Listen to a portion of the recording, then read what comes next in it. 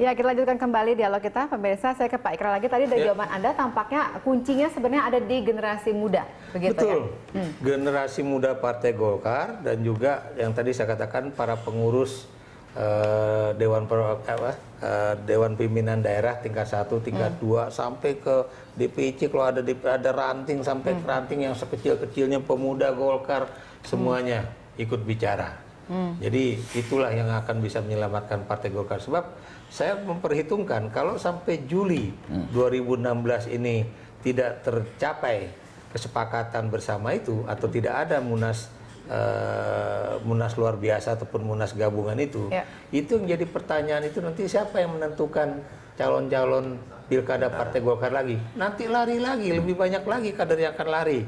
Dan memang orang-orang atau kader-kader Golkar bisa saja tetap terpilih dalam pilkada-pilkada itu ya 2017, tapi Anda tahu bahwa yang namanya bendera Golkar tidak ada lagi di dalam pilkada itu sebagai lambang dari perwakilan dari misalnya koalisi antar partai dan sebagainya itu. Jadi Golkar harus sadar bahwa ternyata ini ketiadaan pengurus ini berdampak tidak hanya saat ini tapi panjang ke depannya, begitu ya. Betul, karena Anda harus ingat ya, ideologi yang dipegang oleh Partai Golkar sekarang tidak lagi monopoli Partai Golkar.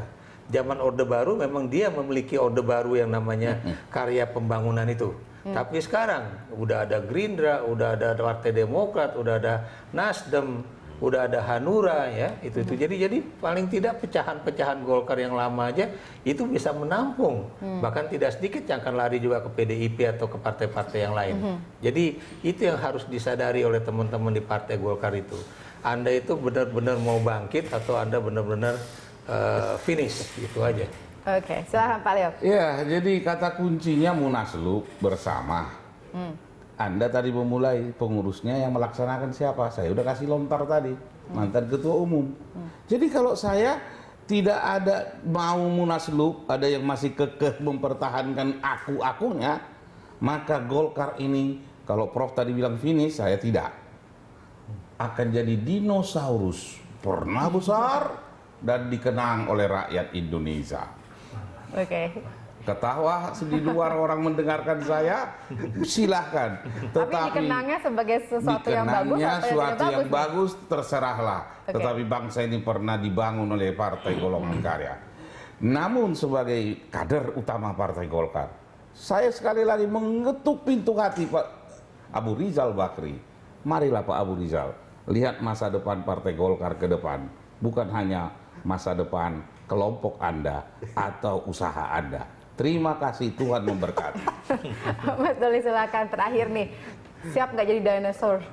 Loh, enggak, iya, justru kami nggak siap. Ya, artinya harapan kami terhadap masa depan Indonesia itu kami rasakan ada di masa depan Partai Golkar. Nah, oleh karena itu kami merasa terpanggil untuk itu ya, untuk bisa ikut terlibat di dalam penyelesaian ini.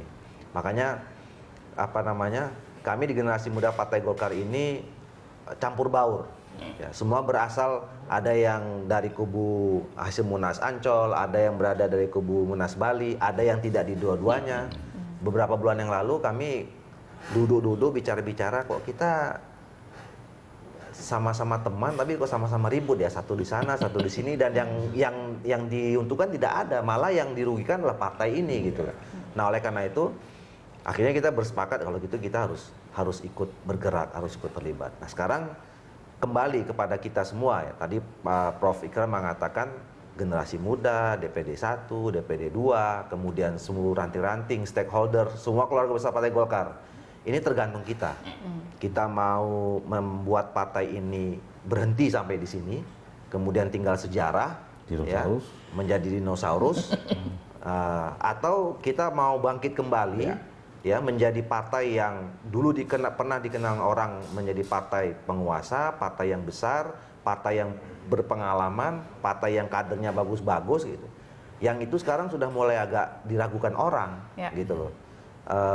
Kena ngurus dirinya sendiri saja tidak bisa gitu, apalagi ngurus negara dan seterusnya gitu. Jadi kami sampaikan bahwa marilah kita bangkitkan kesadaran bersama. Tinggal kita punya pilihan. Oke. Kita mau berhenti atau mau terus, itu aja. Oke, terakhir Pak Ikrar, sebelum kita tutup dialog ini, menurut Anda bagaimana prediksi terhadap Partai Golkar kalau kondisi tetap seperti ini, atau mungkin mereka bisa lebih berubah dan bisa lebih baik? Bagaimana kondisi Partai Golkar ke depan? Gini, teman-teman di Partai Golkar itu memang orang-orang yang sangat lihai dan licin dalam berpolitik.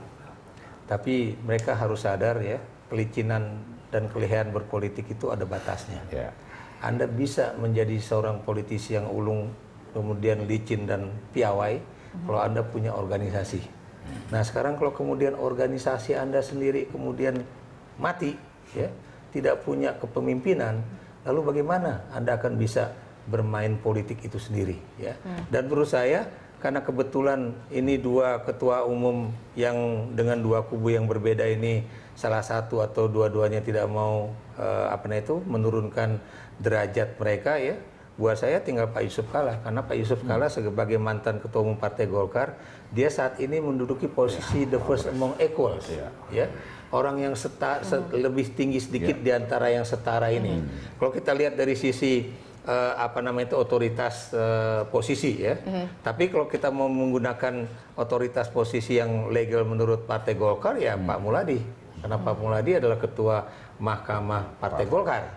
Sekarang bagaimana Pak Muladi kemudian menggerakkan kembali, ya, Mahkamah Partai itu untuk kemudian duduk bersama, menyaring pandangan-pandangan dari berbagai pihak dalam Partai Golkar, dan kemudian memutuskan langkah apa yang cepat dalam 2-3 bulan ke depan, ya, untuk menyelamatkan partai ini. Kalau enggak, nanti saya sudah katakan, ya, sampai misalnya bulan Juni tidak ada kepemimpinan baru, lalu apa yang kemudian bisa melegitimasi calon-calon kepala daerah, ya, baik tingkat 1, 2 dan tingkat 1 dan 2 maupun kota itu, ya, itu untuk kemudian menjadi petarung atau kompetitor di dalam Pilkada 2017 yang akan datang. Baik, terima kasih. Kita tunggu sampai bulan Juni maksimal deadline-nya untuk melihat bagaimana apakah Golkar menjadi dinosaurus atau masih tetap berjaya seperti masa lalunya. Terima kasih Pak Leo, terima kasih Pak Eka, dan terima kasih Pak Tulis sudah bergabung bersama kami malam hari ini.